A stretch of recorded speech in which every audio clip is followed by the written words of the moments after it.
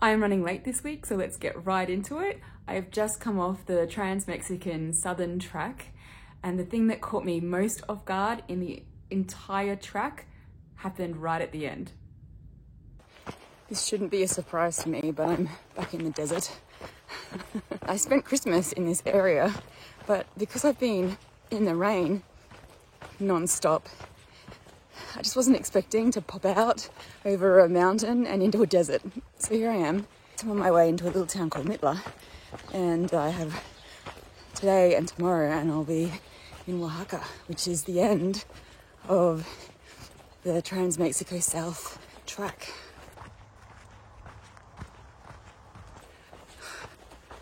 Look at this little trail. It's cute.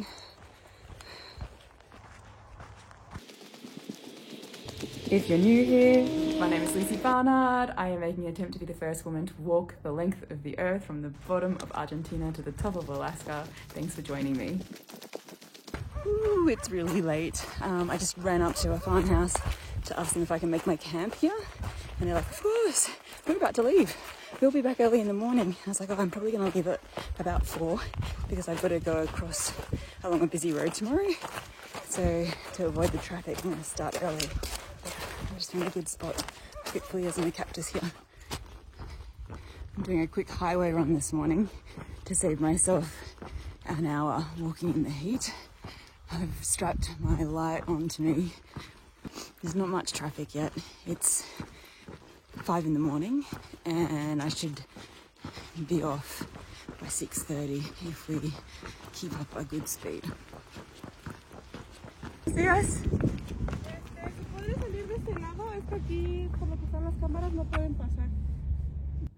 All of this has caught me completely off guard, but also really highlighted the diversity of Mexico that I've been loving, which you can catch up on the previous update.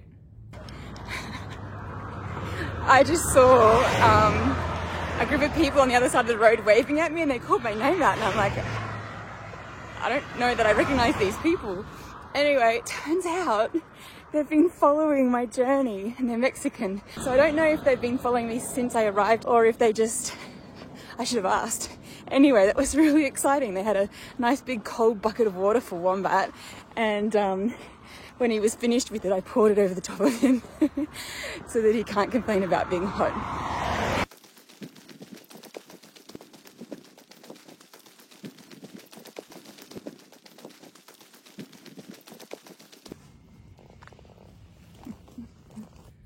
Landmark milestones like these don't happen very often, so I try and make a point of celebrating them because I'm normally not really good at that. But I have been able to do that here because I've been just really happy and feeling loved here in Oaxaca, and it's because I've met someone really special.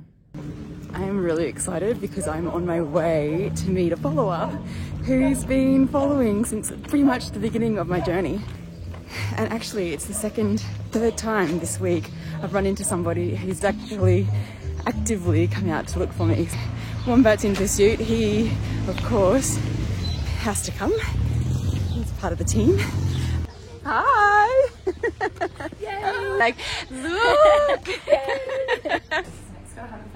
It turns out that we are family friends, so we haven't met before, but her mum's really close friends with my cousin, and it just feels like we've always known each other. So she came today to help me train Wombat, and I'm working on being able to pick him up just for when there's bridges and things that I need to get across like we've seen before. One thing that I've noticed on this expedition is that I don't experience the same amount of joy alone than I do when I'm with other people.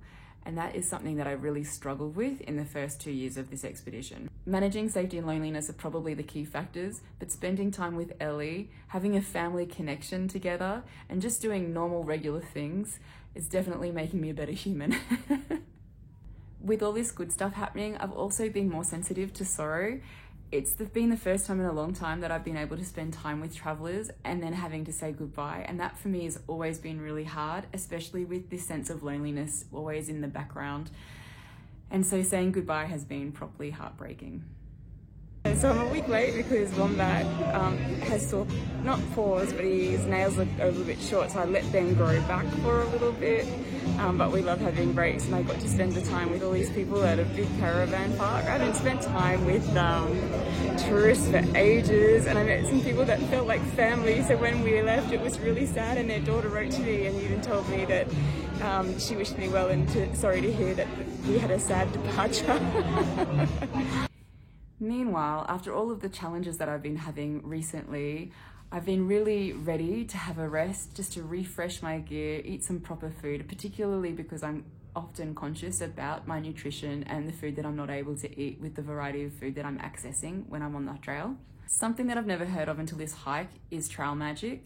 Trail magic is the term used to describe someone who offers support on a hike. So it could be bringing food, bringing water, it could be receiving parcels for someone, offering them a lift somewhere. Basically, it's stuff that you should be responsible for on a hike, but it's kind of a hassle. So if someone does it for you, then it's magical. I've been so tired this week. It's not as bad as it sounds, but honestly, my clothes are so dirty. Yesterday, Vegemite exploded all over me and I got Wombat to try and lick most of it off of me. And I just have dirty patches all over me and I'm ready for a hot shower. Yesterday, I got my clothes washed. I turned up to a hotel that's marked on iOverlander and I just said to them, if I ate, would it be possible for me to rest for a little while? And do they have a laundry? Could I wash my clothes, please? And they were like, we'll do that for you. Just rest, chill out. Here, you can have a bed to recover, like to lie down for the afternoon. Just working out where I need to go. Stuff it, let's take a shortcut. I had some lunch and went and had a shower so I could give them my clothes. But actually, by the time they managed to get to the washing, it was still wet. And I was like, oh, that's okay, I'll just stay the night. They were so nice that I really didn't mind at all. And my legs are just really powering today. It was good.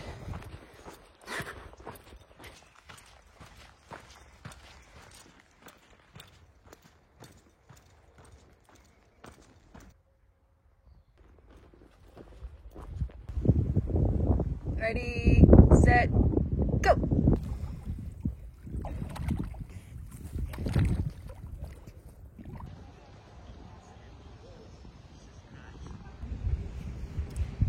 This tree behind me is 2019 years old. So it's considered to be not only the widest, but oldest known tree in the world. I'll have to fact check just to make sure that both of those things are correct.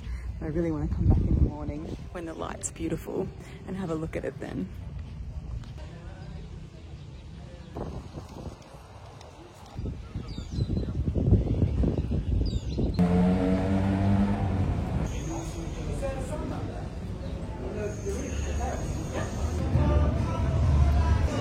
Hey, so I'm back at Boulenc. I'm a week late, but guess what? Ellie is coming to join me. She'll be here. Hi, I'm about to walk the world.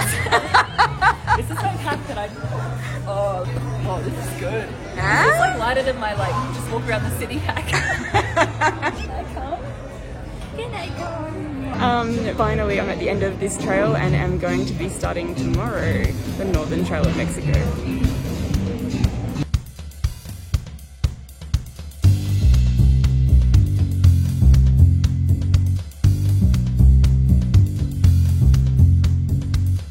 Thanks for checking in when you get the notifications that these videos are up. I mean, I'm really trying to make an effort to get these up fortnightly.